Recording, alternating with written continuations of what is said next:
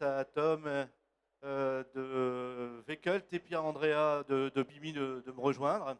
Donc Andrea qui a effectivement pitché juste avant dans le cadre de la conférence. Alors quelques mots d'introduction pour effectivement vous présenter ces trois startups qui sont accélérées depuis le mois de juin dans l'accélérateur Retail Booster du PICOM. Donc simplement pour replacer un peu les choses dans le contexte.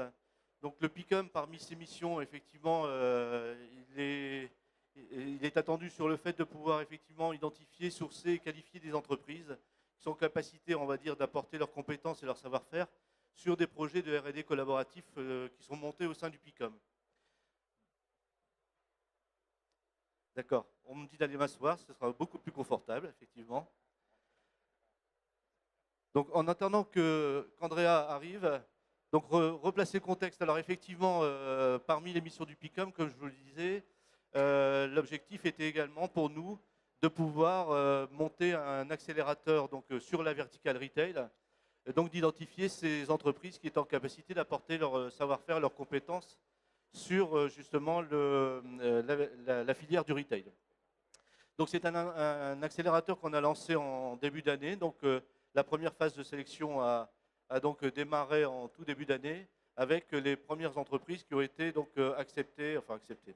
accélérées donc à partir de juin, donc sélectionnées.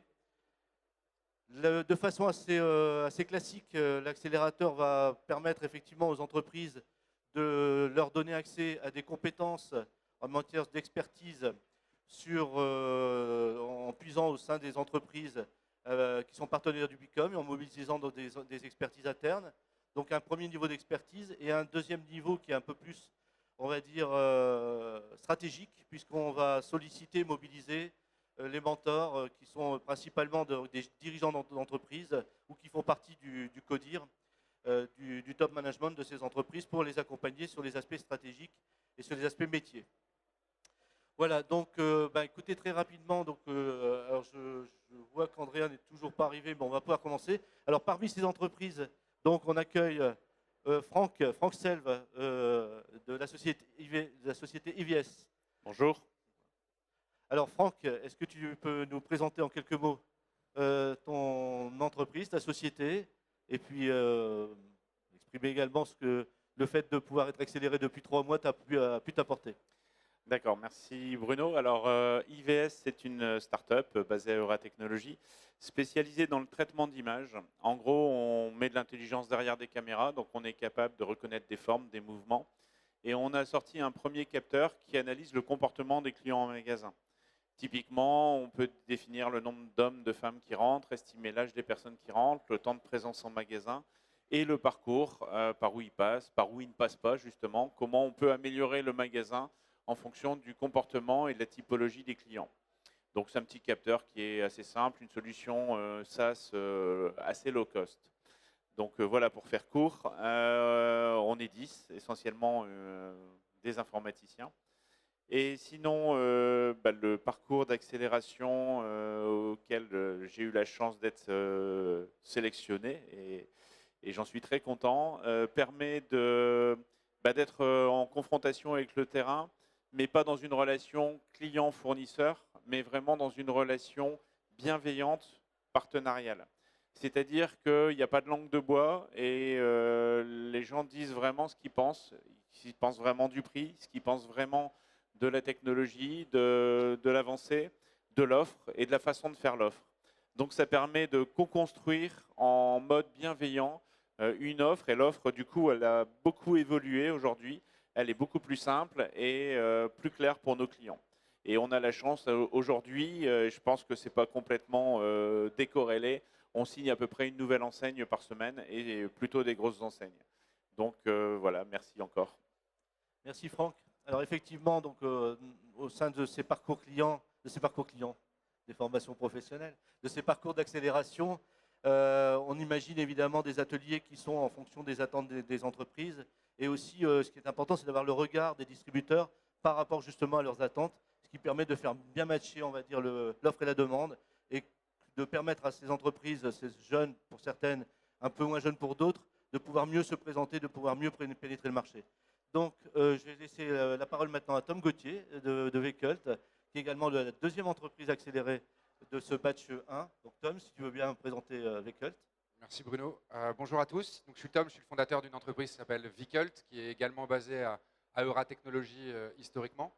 On développe des solutions immersives pour booster la performance des entreprises. On utilise la 3D, la réalité virtuelle, la réalité augmentée, la réalité mixte pour créer 3 typologies d'outils. Des outils d'aide à la décision pour accompagner par exemple des retailers dans la création de parcours clients, des outils d'optimisation de leur merchandising ou de leur packaging de produits. Ensuite, on crée des outils d'aide à la vente, typiquement des outils en point de vente qui exploitent la réalité virtuelle pour l'extension de catalogue, ou également des expériences de web 3D directement sur les sites e-commerce pour créer de la scénographie digitale. Et enfin, on crée des outils d'aide à la formation pour optimiser les compétences des collaborateurs, faire l'onboarding de nouveaux collaborateurs, ou plus précisément du talent management en interne.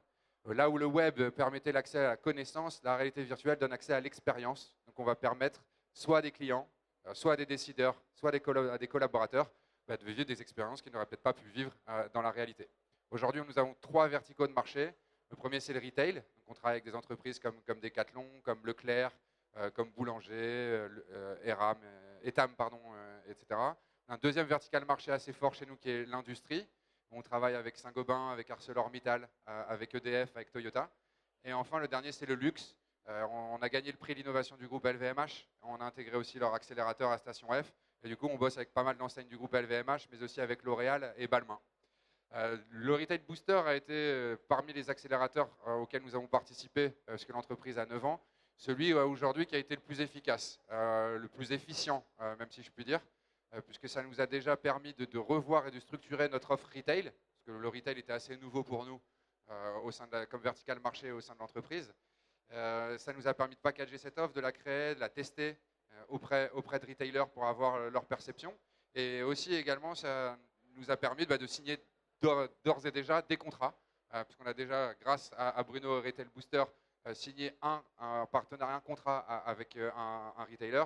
Et on a aujourd'hui 4 contrats en discussion avec d'autres retailers présentés par le Retail Booster et une offre qui est en cours de création avec l'un de nos mentors qui nous a été affilié pour le programme. Et on crée une offre commune entre sa société et la nôtre. Merci Tom. Donc on va effectivement passer la parole à Andrea Jacquemin, donc une entreprise beaucoup plus early stage, on va dire. Donc effectivement, donc Andrea, je te laisse présenter Bimi. Merci Bruno. Rebonjour à tous parce que j'étais là juste auparavant. Donc on a eu effectivement la chance d'avoir été accéléré et d'être toujours accéléré par le PICOM, Retail Booster du PICOM, et ça a été une très belle opportunité pour nous. Donc Bimi, que j'ai expliqué juste auparavant, mais je vais refaire la description. Nous, on est une plateforme de gestion des solutions technologiques pour les retailers. En fait, ce qui se passe, c'est qu'en 2018, aujourd'hui, actuellement, les grands retailers utilisent en moyenne plus de 50 solutions technologiques différentes, à chaque fois très spécifiques. Et en 2023, on prévoit qu'ils vont en utiliser plus de 200 différentes. Et c'est des solutions qui vont de la logistique au service client, en passant par le recrutement ou la formation des conseillers de vente. Et le problème, c'est que chacune des solutions, c'est un très grand bouleversement parce que les retailers ne sont pas prêts. Et toutes ces solutions ont été implémentées souvent de manière silotée, avec une difficulté souvent forte des équipes de les adopter et pas forcément de cohérence les solutions entre elles.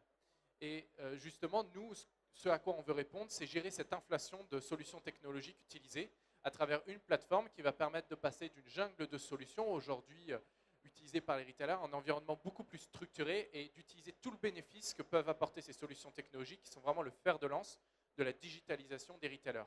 Et ce que l'on va faire, c'est en 3 temps. La première chose, c'est qu'on va permettre de cartographier toutes les solutions utilisées par les retailers. Donc cartographier l'existant, c'est connaître, c'est la première étape. Et souvent, on a des retailers qui pensent utiliser une vingtaine de solutions et finalement, on voit qu'ils en utilisent plus d'une soixantaine, 70, 80. Et c'est déjà cette connaissance qui va permettre ensuite de traiter la suite. La suite, c'est de donner un cadre à toutes ces solutions qui sont utilisées et de permettre de centraliser la gestion, de sécuriser toutes ces solutions et de permettre, par exemple, à terme, de tester la complémentarité d'une nouvelle solution avec l'environnement existant parce qu'on va avoir cette connaissance. Et le troisième sujet, ce que j'ai un peu décrit avant, c'est supprimer les doublons, créer des synergies entre les solutions, finalement avoir un environnement unifié de solutions technologiques grâce à la plateforme. Merci Andrea, merci à tous les trois. Donc simplement pour conclure, on vient de lancer le deuxième batch d'entreprises. Donc on vise à accueillir une dizaine d'entreprises par an, donc une petite montée en charge. Et donc les prochaines entreprises accélérées, entre 4 et 6 entreprises qui rentreront dans l'accélérateur à la fin de l'année au mois de décembre. Voilà, si vous voulez avoir davantage d'informations, n'hésitez pas à venir me rencontrer sur le stand du PICOM. Merci beaucoup. Merci.